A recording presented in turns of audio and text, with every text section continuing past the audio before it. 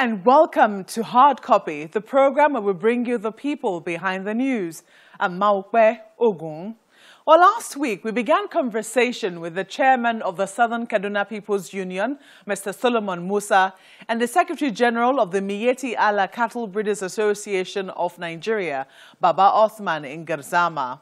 They both narrated from their perspective the root cause of clashes in Southern Kaduna specifically, and the recent clashes between farmers and herdsmen more broadly.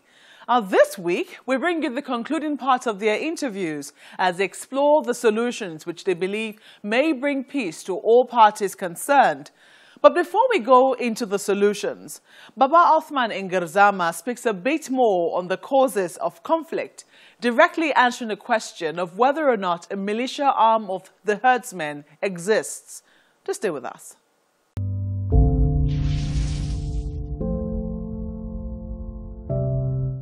You know, for some people, when we look at the perspectives of this, you know, the aggressiveness we've seen, you know, some of the herdsmen, some people have differentiated. They believe that they're herdsmen who are peaceful, who are rearing their cattle as peacefully as they can. In some instances, in many communities, they've been there for years, they've lived as neighbors.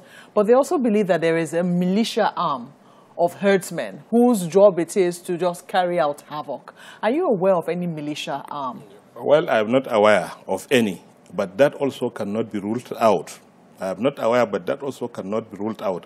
But the main issue is, you see, because of the smearing of our name here and there, today each and every community in the country is jittery about the presence of a herdsman around its vicinity. So sometimes the youth will go to provoke. Sometimes the herder will be made. Sometimes farm distractions were not managed properly. Find a distraction of not more than 10,000 naira, the herder will be compelled to pay 500,000–600,000 naira. Everybody will connive to extort him. Even in some instances, you find the official Miyetti Allah at the local level conniving with the security institutions to extort the herdsman, to exploit his... Are herdsmen now taking protection on, are they protecting themselves now? Do you think that is what is happening? Well, if somebody is pushed to the wall, can you stop and get killed? It's natural that if somebody is coming to kill you, you have to protect. It's the same with each and every community. Can you just sit there and wait for somebody to come and kill you? It's not possible. But you see, sometimes these herders, what I always say is, these herders live in the forest with all their wealth. Their only source of livelihood, the cow. They depend, their entire life and the lives of their family depends on these cows. They don't have anything, they don't know anything apart from rearing of these cattle. And that is their only source of livelihood. They live in the forest with their families and the only source of their livelihood. How can you expect, no matter how daft this guy is, how can you expect he will go and look for trouble for him to get killed? You know, sometimes they are pushed into it. Look at the Padama program that's going on in the country. It's a program that encourages dry season farming. This program covers the entire surrounding of the banks.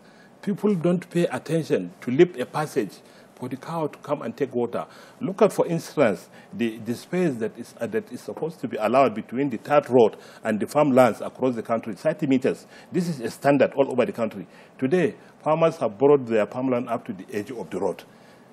Making it difficult for the pastoralist to move. If he wants to go to water his herds, if he wants to migrate from place to place, he has to wait until when it is 12 o'clock in the night before he moves. Because if he has to move in the daytime, he will disturb traffic, definitely. If you have to leave the third road, he will have to encroach into people's farm. So the herdsman is completely pushed. Look at the grazing reserve is taken over by man-made and natural factors. The cattle routes have been blocked. Cattle rustler is there. The kidnapper is there. Coupled with lack of education, issues of moral decadence, issues of spread of the cattle rustling that is going on, the crime, issues of proliferation of arms, issues of prevalence of drugs in the society, is in every society. So if you put all these things together on the side of the herder, you know, he is today, it's a pathetic society.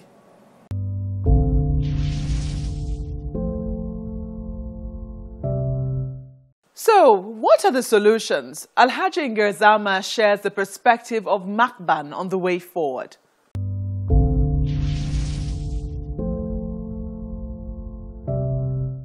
Well, Alhaji Ngerzama, a lot of the things that you've chronicled, a lot of the problems that you've chronicled seem to have happened because the herdsman is a herdsman. I mean, he's moving from place to, he's a nomad. Do you think that now people are saying that, herdsmen should be settled, they should have ranches, they should have, they should have ranches. A lot of people prefer ranches to grazing fields. Do you think that that would be a viable solution, and is this something our herdsmen are prepared to embrace? Well, it's viable, and it's not a bad solution at all. We are not against ranching. But you see, if you look at the education of the herdsmen and the country, well, even ranching requires land. If this population of about 30 million of them will go into ranching, where will you give them the land for ranching? That is why we are calling on the federal government to secure their grazing reserves.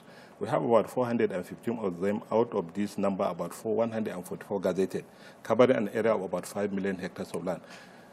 We need government to reactivate this grazing reserve. Well, we thank God this administration is succeeding in doing it.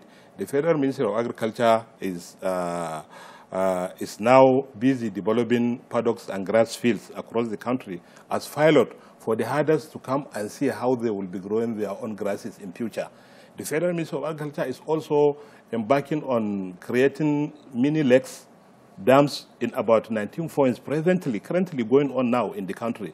So ranching is not a bad idea, but it's something that will have to come over time. It won't come immediately. You have to educate the people to appreciate the benefits of ranching before you even ask them to come into ranching.